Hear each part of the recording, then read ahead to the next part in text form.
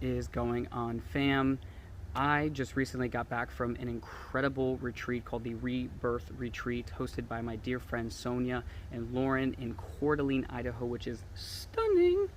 But I had the opportunity to not only participate, but also lead workshops in this incredible space. And this video is really a breakdown of some of the deep insights and wisdom that came through in my process from experiences such as my first time doing ceremonial Hapé, to leading a breathwork and cold plunge immersion in some really cold water with a number of people is awesome. And then third, doing ecstatic dance art with pastels and a number of other experiences and insights that came through. So check it out and make sure you stay till the end to get my number one takeaway from that experience. So much love, and we will see you on the other side. Peace.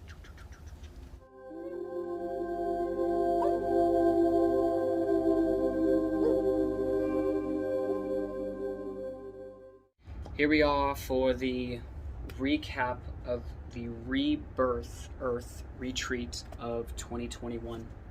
This is me a bit informal. I have some notes. You see me periodically look down, but the intention is to share the things, the lessons, the knowledge that was distilled from this experience. Now, although it was a retreat and there was a number of activities that we jumped into, no pun intended, from cold plunges to ecstatic art, dance, to eye gazing, fire ceremonies, lining up with the elements, earth, water, fire, and air when we came in, going through the airplane, got past me.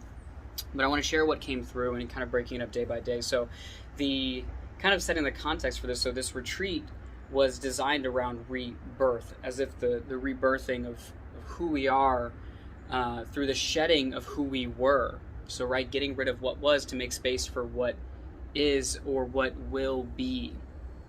So the funny thing about this is that I didn't know until about 48 hours prior to the retreat that I was going to be going. I got a surprise call from Sonja, the co-host with Lauren, saying, hey, someone had to drop, can you fill in to lead some workshops? So I ended up, at first, truth be told, I was deathly afraid. Like, my brain immediately generated all the reasons why not. But you don't have the material ready, and that's in 2 days, and you got these classes coming up. Just everything that my brain wanted to, in the panic mode, generate to avoid doing the thing. But I sat inside of the possibility of, what if? So I did, and I figured it out.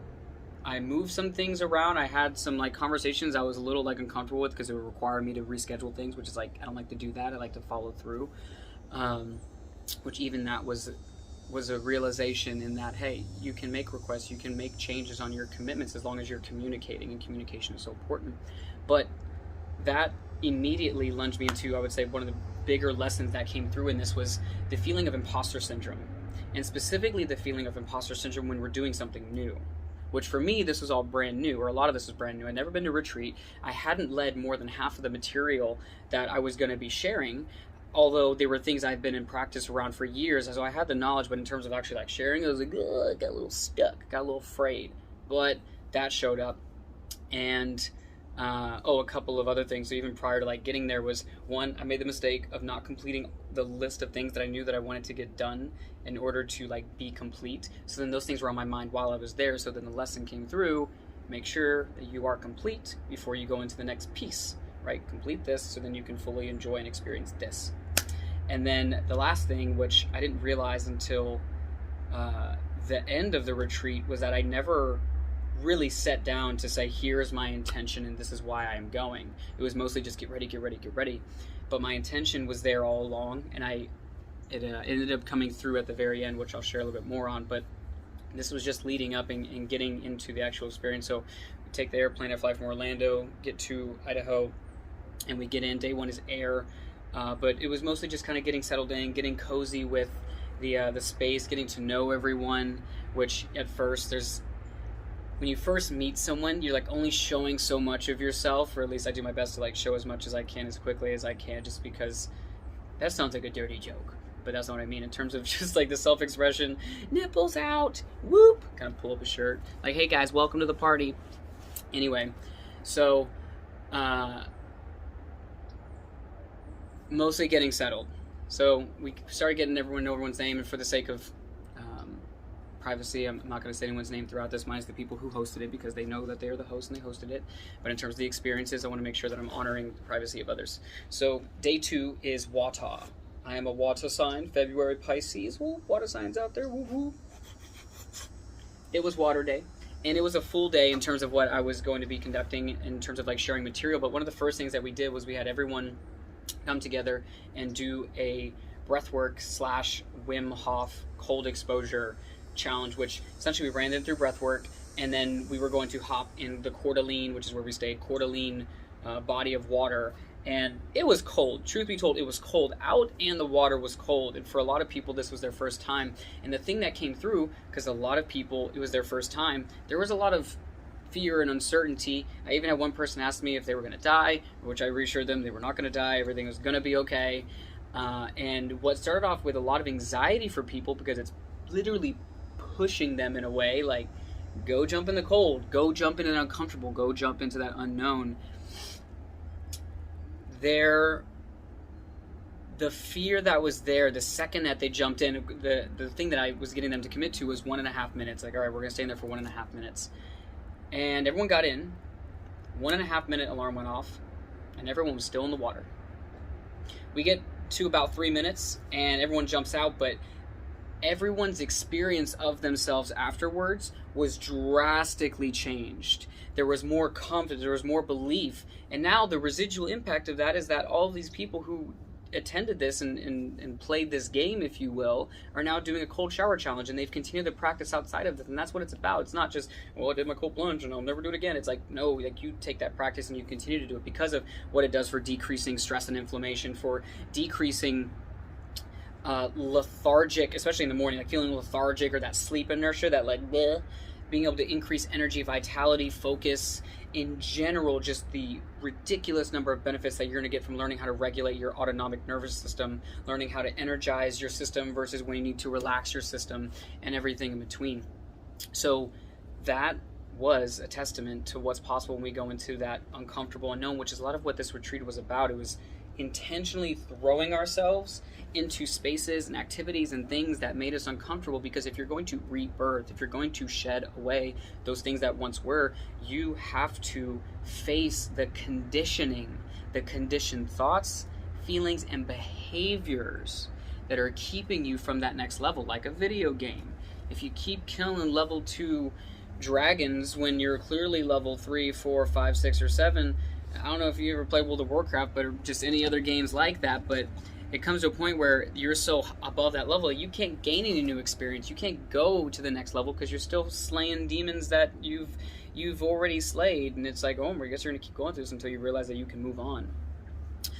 Which brings me into the next piece that really stuck out for me, which was the mental health workshop that we did, which is near and dear to my heart, because as somebody who has struggled for at least the high school into college and post-college years of my life, struggled severely with stress, anxiety, and depression. And knowing that every single person on the planet has struggled with at least one of these. Every single person gets stressed, that is inevitable. Some people are going to be anxious. I would say that most of us, if not all of us, at some point are experiencing anxiety, and I think that most of us to some degree have experienced some level of depression. Maybe not like all the way on the end where it comes to like chemical imbalances, but somewhere where like you just feel stuck, you feel depleted, and you can't move. And not knowing how to move that energy when we get to those stuck places. And we talked about that. And of course, you asked everyone to raise their hand if you experience any of these things. Every single hand goes up because everyone's experienced it, but for some reason we don't talk about it in our common culture. We don't talk about the fact that many of us are struggling in silence, that many of us don't know how to walk ourselves through uncomfortable feelings, so we seek comfort, and then in seeking comfort, staying in warm, and doing warm showers, hot showers all the time, avoiding the cold. We wear and bundle up clothes all the time. We are always seeking comfort because it requires us to expand, to shed, to be reborn.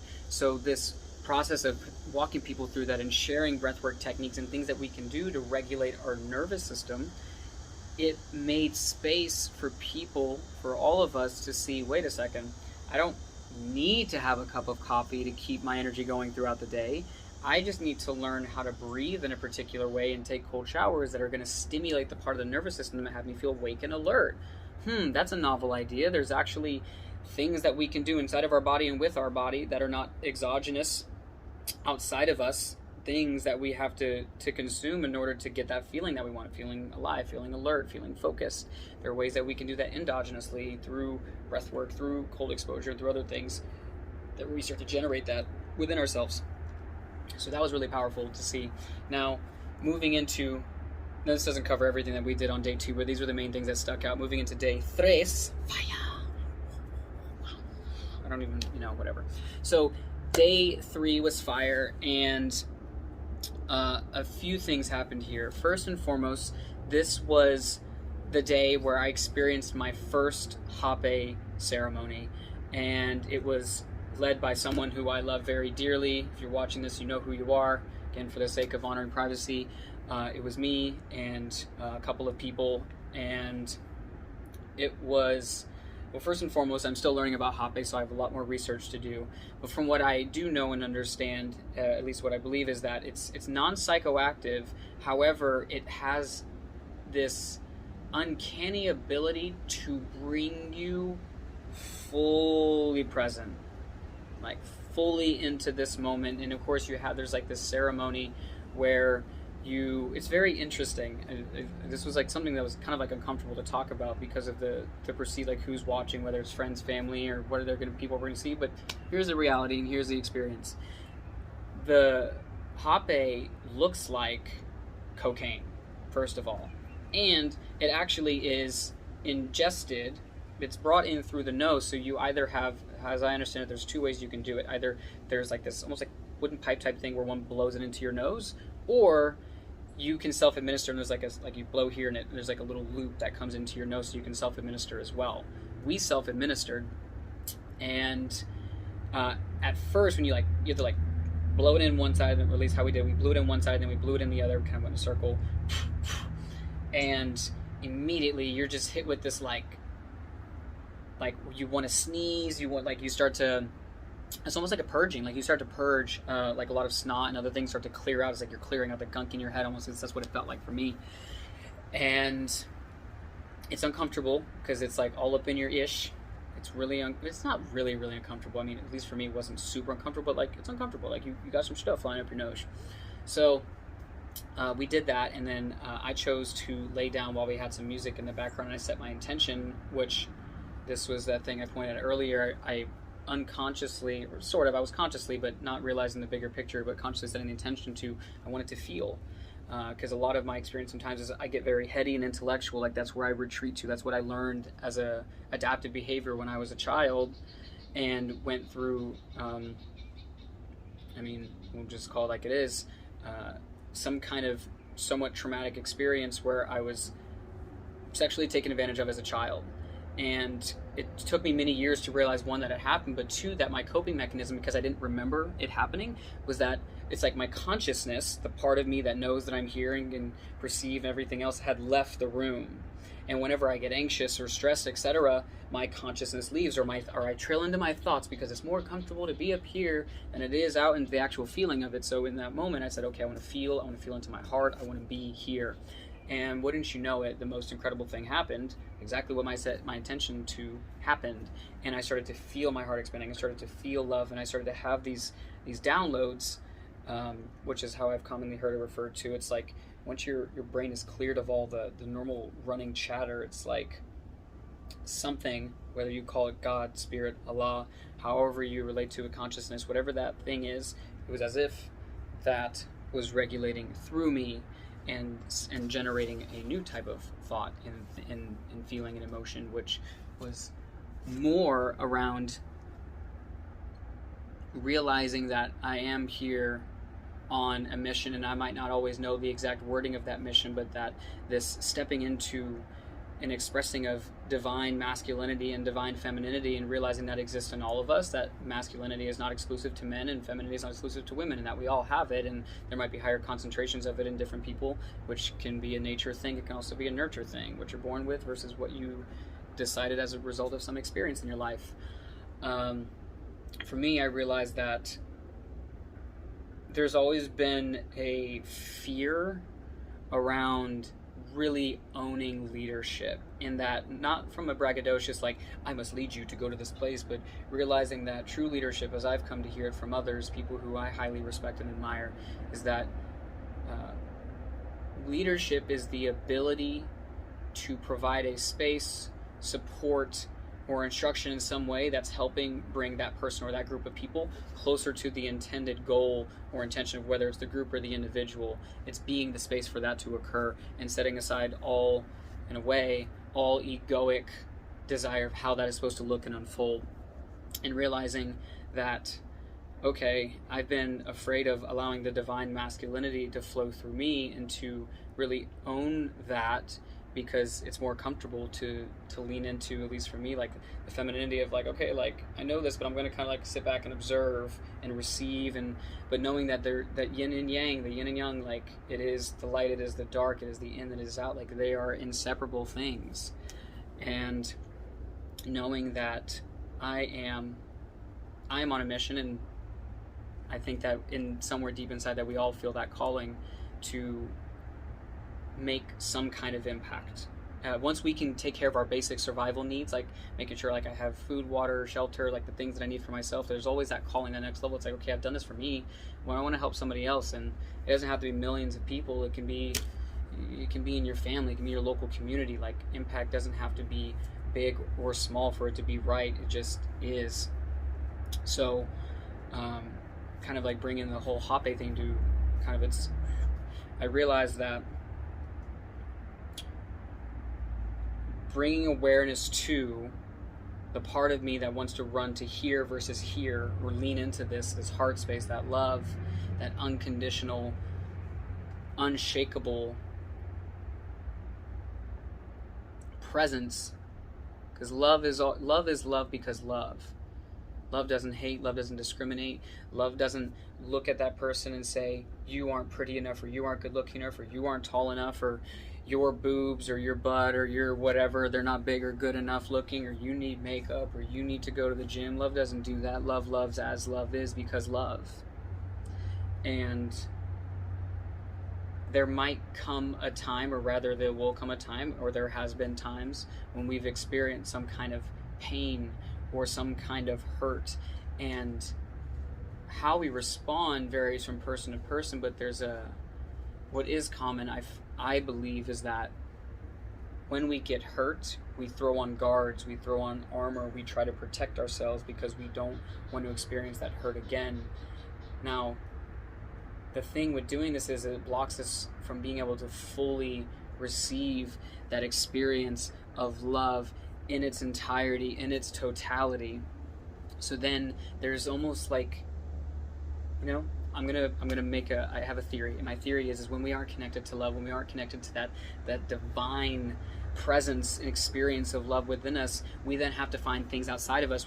Right, we talked about endogenous versus exogenous. We seek things outside of us to fill that hole, and I've talked about this before in podcasts about the difference between filling a hole versus becoming, or rather remembering, our wholeness. In filling a hole, we seek things outside of us, drugs, alcohol, etc., different experiences. It can even be friends and family, like things that can distract us from the fact that internally, I can't sit with myself for some period of time because I'm scared, or my thoughts are running, whatever that thing is. That is a strong distinction from remembering or becoming. I don't think we become whole. I think we remember our wholeness, which is you are being nourished from yourself, from consciousness, from your practices, from whatever it is that you want to call it to. And the funny thing is, I'm always prefacing like both sides, because I'm like super science junkie and like wants to know all the neuroscience and everything, but I also lean into like the spiritual as well, and I have no affiliation whether it's like Christianity versus this versus that. I actually believe that I believe that all religions to some degree are pointing at the same thing. And we like to think that we're also different, and that our way is the right way and other ways is the wrong way. But that, to me, would also be another indicator that what is missing is actually love, because love doesn't care about right or wrong. Love just wants to be love. Love is love, again, because love. So I'm unattached to what belief system gets us to the ultimate realization, but what matters is that we're focused on the ultimate realization or the ultimate truth that is hidden within all of this, or maybe not hidden, but present. We just haven't opened our eyes to it, if you will. So I went off on a little bit of a tangent there. Got myself lost. I'm assuming if I can bring myself back. But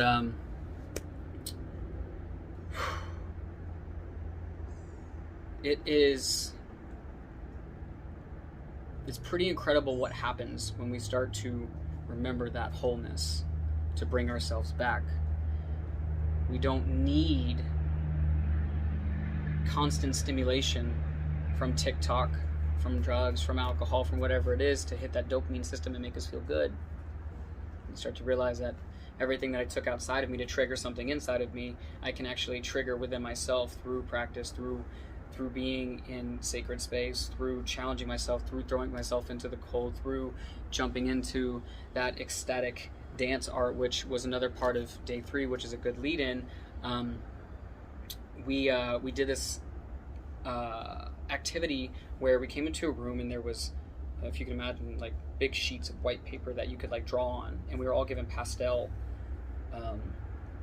like almost like crayons, but they were like just like sticks of pastel. I've never actually experienced anything like it, but essentially one of our people put on some ecstatic music, and we, for whatever period of time, took these different pastel colors, and through our movement and through our dance and through our self-expression, painted the canvas with our self-expression. Now, it's what's curious about this experience is that in the beginning there's like the wanting to draw and make it look cute and pretty, and I think that there was some degree of that, but then at some point it was like everyone in the room, their natural primordial energy, that essence started to come out, and where we were initially in one space, we're like found ourselves dancing and bouncing and crawling from space to space, expressing. Now I realize, saying this out loud from the outside looking in, that would sound like totally weird, because like even like saying it out loud, I'm like, that's, you know, it sounds weird, because like at least for me, like I know like I wasn't wearing like a whole bunch of clothes, like I was like, you know, no shirt on, like that type of thing. But like I think what is so fascinating about this is, I know if I was looking like, you sound crazy, but in that experience what happened is there were a lot of people naturally, even myself included, who get uncomfortable in spaces with you know, particular groups of people, like actually moving and expressing from like the core, like letting the energy, your core energy move you, versus anxiously responding to the thoughts that are in our head and, oh, what does this look like, or is this okay? It was a true testament to what is possible when we allow ourselves to be witnessed and just not care and just express from that energy inside you. The anxiety melts away, and once again what we come back to is pure presence, and that seems to be a common theme here, whether it was a cold, whether it was a dance, or whether it was anything else. It's coming back to this full presence, because this is where the energy of the experience that we are seeking is present. Which brings me to the final activity that really stuck out to me, which we did a fire ceremony, where it was 2 parts. First is we stared into fire, and we really sat with fire, and we kind of like meditated on the experience of fire, both in its ability to destroy but also to create, in that the fire can burn something to the ground, but the fire within us, that fiery passion, can help us to create and to move and to energize things. So it's this beautiful dichotomy, not separate, totally in union, because both are necessary. But the experience that was particularly humbling was when we did an eye-gazing exercise / meditation, so which I've done this before, where you sit quite closely with the person and you stare them eye to eye and you give them your full presence, and what you're naturally met with is you're relatively close, staring into their eyes, is all of the natural uncomfortable reactions show up. So the wanting to laugh, to wanting to giggle, to wanting to smile. Some, it's on the other side of the spectrum, it's crying.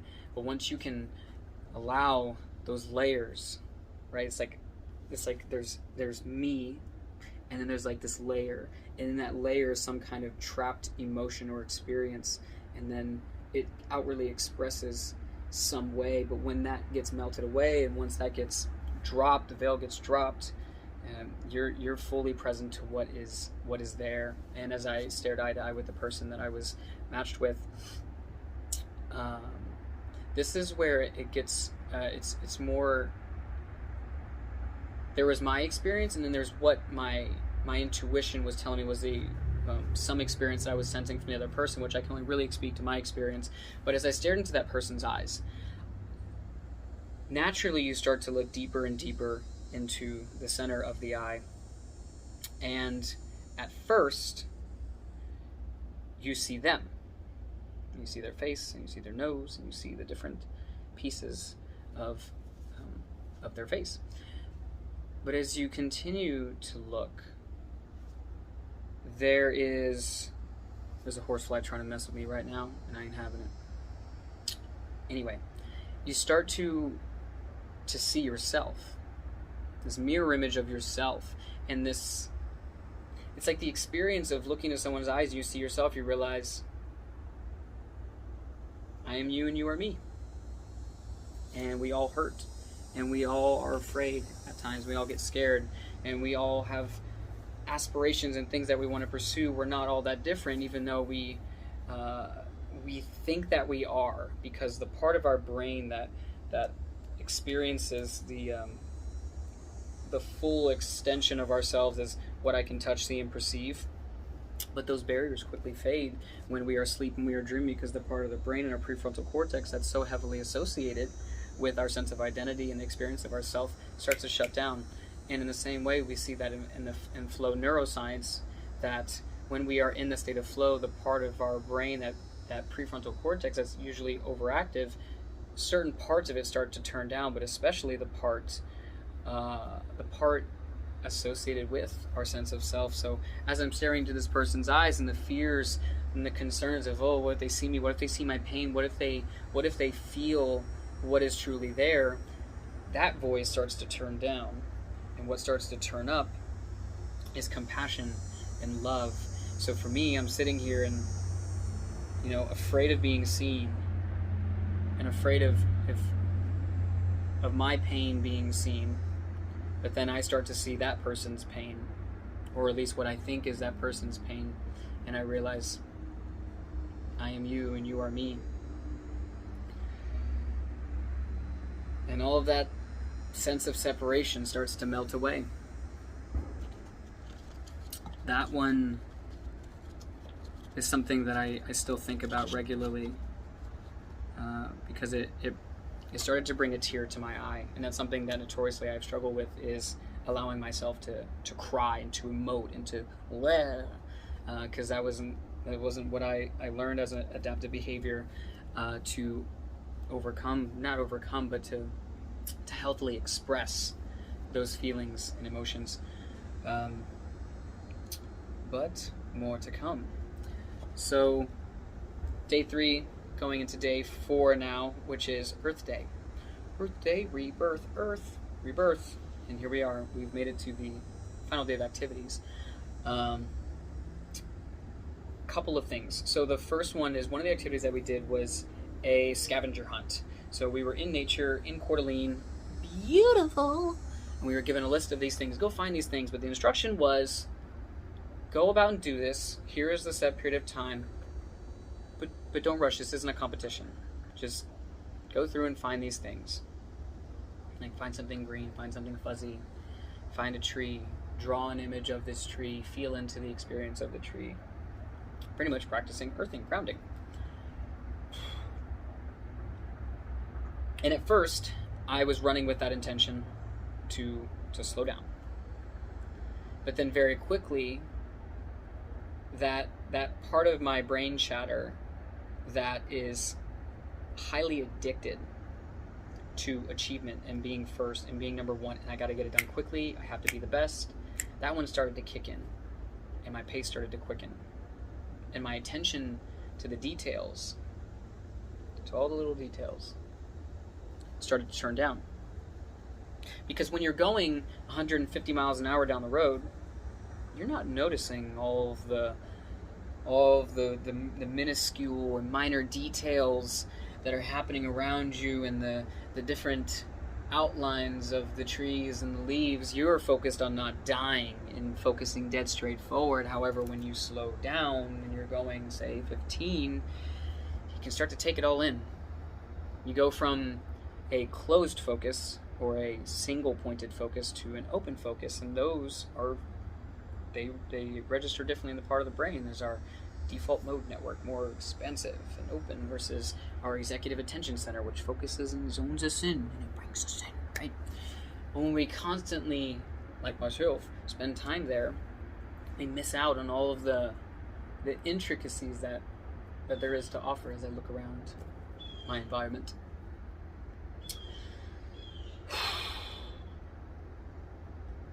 I started to rush, and then I got to the part of the activity, and I'm like doing the math. I'm like, I have this many minutes, I have this many things I need to finish, I want to get it all done, and quickly realized that there was no way I was going to get that done, especially when I started walking and I got to the part of the activity where you were supposed to find a tree and connect with it, sit with it, and then draw it with detail. My brain's like, well, damn, there's no way we're going to be able to do this and do everything else. So then, simultaneously, I was struggling with the urge to want to do it quickly, but wanting to also be present, between the unconscious, automated part of me and the conscious and intentional part of me that wanted to slow down. So I did it. And through that process, sitting with the tree, it was a rather large tree, very, very tall. I look up, and that was kind of when I drew it. I made myself look very tiny because, in fact, I was next to this tree. But I started to draw the details, and coming back now, like by the time I finished that portion of the practice, I came back, and I had what I had, but what I was left with was this lingering, man, I wish I had slowed down. I wish I had slowed down. I wish I had slowed down. Which is a common theme that I've been hearing amongst people whose work I respect and admire, who are further along in their careers. Is like, I was go, but I wish I had slowed down a little bit, and like really taken it all in. And like I can now, because I will, but why wait until I'm in my 30s or 40s, 50s, or way long after that to have that realization come through, to slow the hell down. But as everyone's coming back and they have all their pieces, and we take all the things we collected in nature, and we surround this glass bowl that has flowers in it that we had originally put these different, or actually there were yellow flowers in the water, and we had set our intentions. We wanted to bless the water, if you will. So we surrounded it. Imagine this bowl and just all these different nature pieces surrounded around it. I noticed my brain was comparing what I collected to what other people had collected, and just wishing, man, if we had slowed down and really just taken it all in, like going through the whole process, and then kind of like concluding that practice or that activity. They asked us, well, what are you present to? And people were like, oh, I feel grounded and I feel present. And what I was left with was, man, I really wished I'd allowed myself to slow down. And this isn't the first time this lesson has come through for me, but it was another, it's like the universe just comes and like nudges you on the shoulder, like, hey,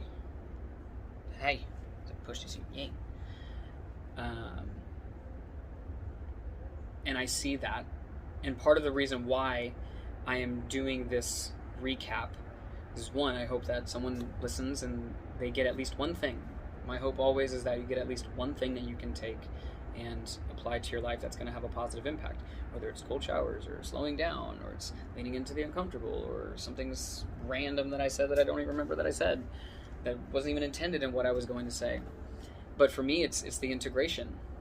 It's me talking about it allows me to remember, oh yeah, there was that, and oh yeah, there was that, and oh, I actually kind of forgot about that, because there are lessons like this with slowing down that keep coming up because I have yet to fully integrate it.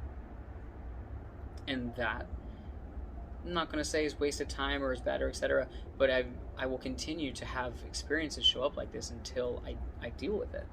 And we all have these things. It's like, why do I keep having the same thing? It's like, well, you know, consciousness is kind of like a spiral. It always comes back around. So you better deal with it.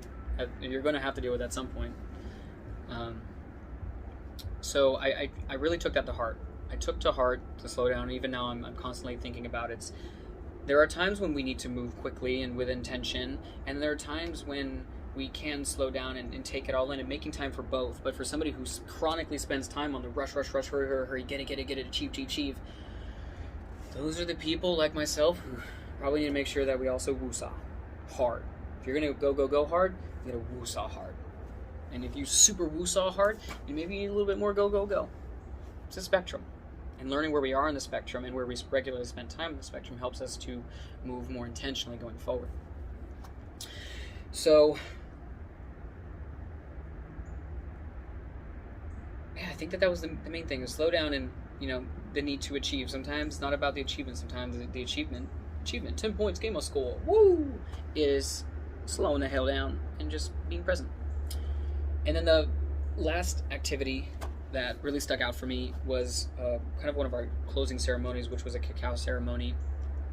One of our facilitators cooked up some cacao, some of that good stuff, which I am still learning about. But the thing that I do believe that I know is that cacao has a very helpful in stirring the opening of the heart space. In yoga, we call it the heart chakra. But in general, opening up the heart space. And I knew this going into it. Of course, we sat in a circle and we just shared what there was like this talking stick. You grab the stick and you share what was something that was deeply impactful for you from the experience thus far.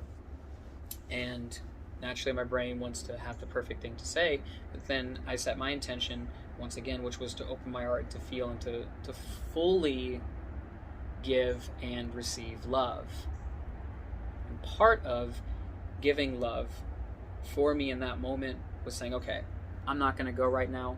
I'm going to let people go around and share what they have to say and give my love and my attention, my energy and focus on hearing what they have to say and connecting with what they are saying in that moment and nothing else. So people start going around. And I was one of the last to share, and when I finally did, I shared that my intention, or what I was getting out of this, was how I have been for a very long time, consciously and unconsciously at times, afraid to fully give and receive love. It's much easier inside of the context of friendship, but especially in intimate relationships, or even just my family, honestly, any relationship. There's this knowing of, I have so much love to give, and I identify as this like weirdo who just wants to express and to hug and be affectionate because it's who I am. I'm just like a big old cuddle bug. But that fear of rejection or pain or abandonment, which is something that I kind of took along with me from a younger time in my life, and I started to get a little bit choked up because I realized that I had been blocking myself off from that full receiving, but didn't quite crack. There's like this crack, it's like waiting to like really crack open.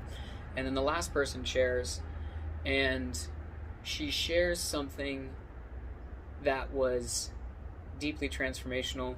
I wish I had been able to get permission to share it, because I think it would be incredibly insightful, but for the sake of keeping it somewhat vague, she shared that before she had been a part of this experience, she came in one way, which was a lot of fear and a lot of uncertainty and a lot of uncomfortability, and it was something that was really like difficult, almost paralyzing for her in a way. At least my experience of it was like it was messing with her interactions with people on a day-to-day basis.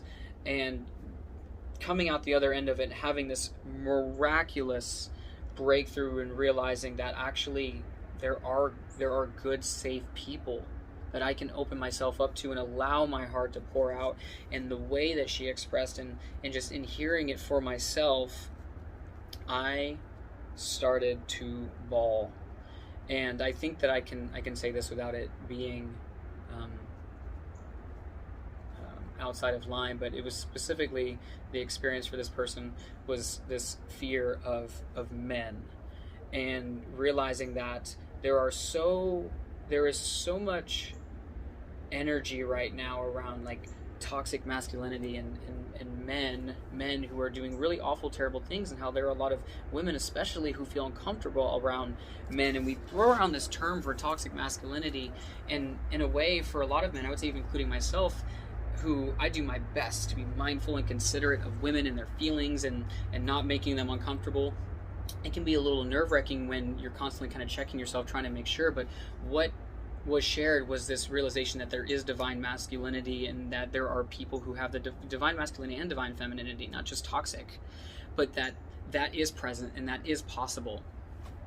And in that sharing and seeing my fellow brothers, I realized that, yeah, I am that.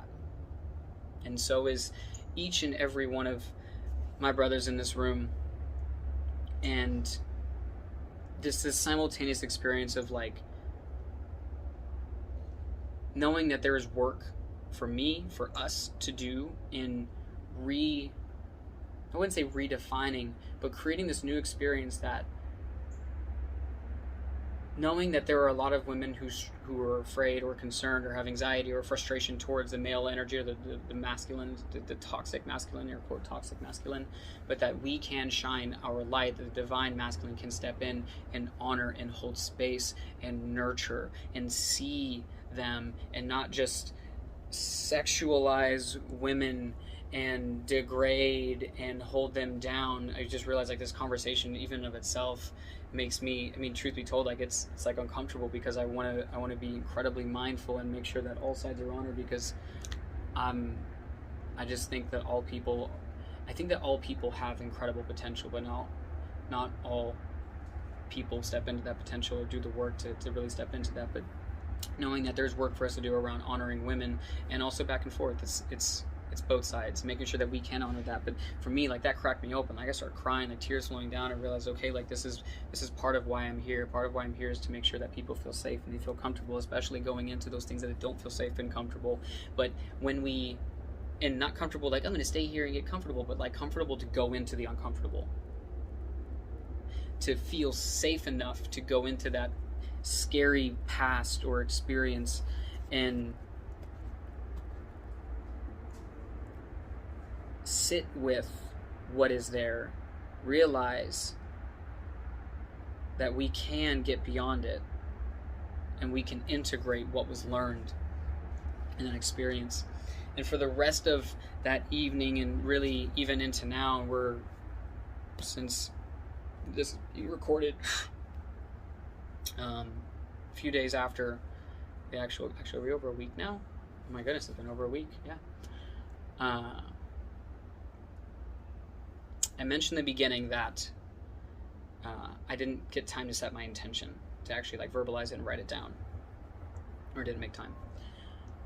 And what was ever present the entire time, and I realized was my intention, whether I knew it or not, was around this idea of returning to love and returning to that heart space, and allowing the energy of the heart to permeate every cell, every interaction that is possible between myself, other people, and nature. And that's not to say I'm going to be perfect, or that we're going to be perfect when we take this on, but that just a little bit, making one decision, making one choice where I might normally do this, which is not in love, and choosing to do this instead of in love, is progress. And that is the game. The game isn't perfection, the game is progress, and we're always progressing if we choose to do that work. And for me, as somebody, especially in intimate relationships, who admittedly has experienced a lot of hurt and a lot of pain, has been cheated on more times than I care to admit, and has just experienced a lot of not awesomeness in relationships, to be that person who's like, never into a relationship ever again, I'm tired of being hurt, and then saying, you know, once you get beyond that, then you get to, okay, like I want to open myself up again. But then once the opportunity, the possibility of love shows up, what we're immediately met with is that fear, is that what if I get hurt? What if this person betrays me? What if da-da-da-da-da? The brain creates all of these thoughts, and we can very quickly, very easily get lost in them and think that that is us, but it's not. It's the conditioned part of our body. It's like we got stabbed, and then some emotion got stored in that stab, and then when something shows up as a possible, it's like almost like it triggers a memory in our body and reminds us of that pain, like, hey, remember that one time you got hurt? And then what I do, or what many of us do, is we recoil and we show up initially as love and, oh my goodness, I'm open. But then we, people who do this, I'm specifically pointing at myself though, retreat and pull back love. Or we don't love in the same way that we did, or we're afraid to, and we tell ourselves, well, I'm doing the work, but the reality is that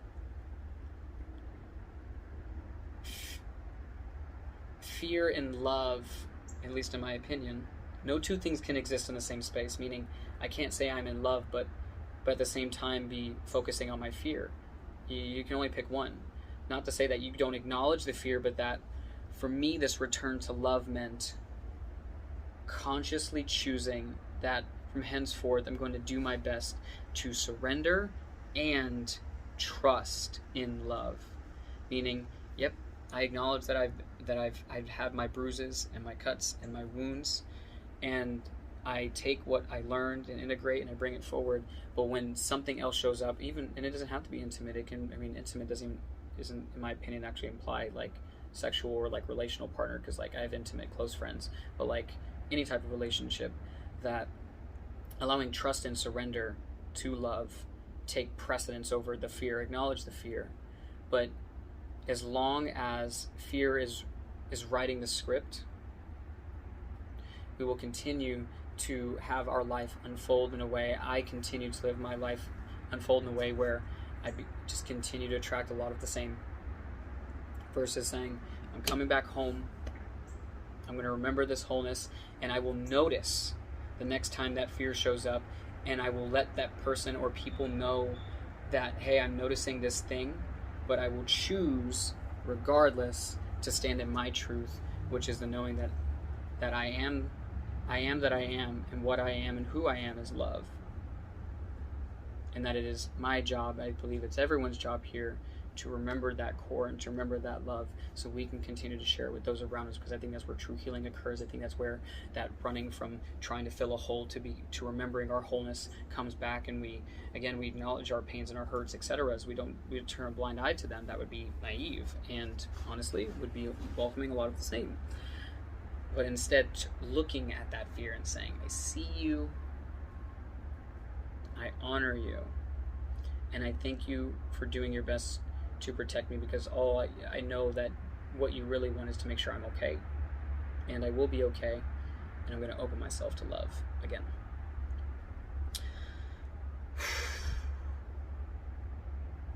And that was day 4. Day 5, we drove back. I don't know if there's anything in particular I wanted to share about that. I do know that, like, I guess kind of like day 5 into now, is the number one thing has been integration. It is the taking of notes, it's having reminders, it's noticing when we're slipping back into our old patterns, and choosing to come back and to return to love, return to practice, return to discipline, return to virtue. Because that's when our life and the reflection of our life, or the result of our life, starts to be something that was curated and designed by us, versus finding ourselves at the effect of it and saying, woe is me, how am I here, why do I keep attracting the same relationships, making the same type of money, or finding myself in the same unfortunate situations. No, life is a function of how I'm choosing to show up at all times. Here I am, fully naked, fully vulnerable, and fully alive.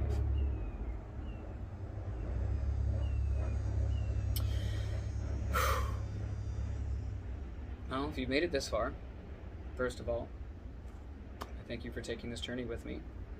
And I encourage you that wherever you're listening to this, that if you take one thing from this and apply it to your life. Personally, I always lean towards saying taking cold showers, but pick something. If I had to give you something, it'd be cold showers. Make a practice out of it. 15 seconds. Like, this is a super quick thing. Do your normal hot shower. At the end, turn it cold, all the way cold, 15 seconds. Breathe, lean into it. Do that. Promise you start in 30 seconds, then 45, then a minute. That'll drastically change your life. But if you're like, nah, but I'm gonna tell you should. Like, seriously though, you should. Or like DM me and be like, I don't want to. Be like, you got this. But like, take something, apply it, and please reach out and connect with me. I would love to hear what you got from this specifically. If there's one thing, like, tag me in it. You can, best way to connect with me would be at follow the wolf, but the E and the is a 3 on Instagram, and send me your thoughts. Now, 2 things before we go. First is I just want to say thank you again so much, Sonja and Lauren, for making this retreat possible. The fact that it was my first and it was incredible as it was, I cannot wait. My gratitude cannot be expressed in words. Thank you, thank you, thank you. Number 2, thank you for listening, for taking the time to listen to this. And as always, continue to find, follow, and live your truth and follow the wolf within you. Much love. Peace.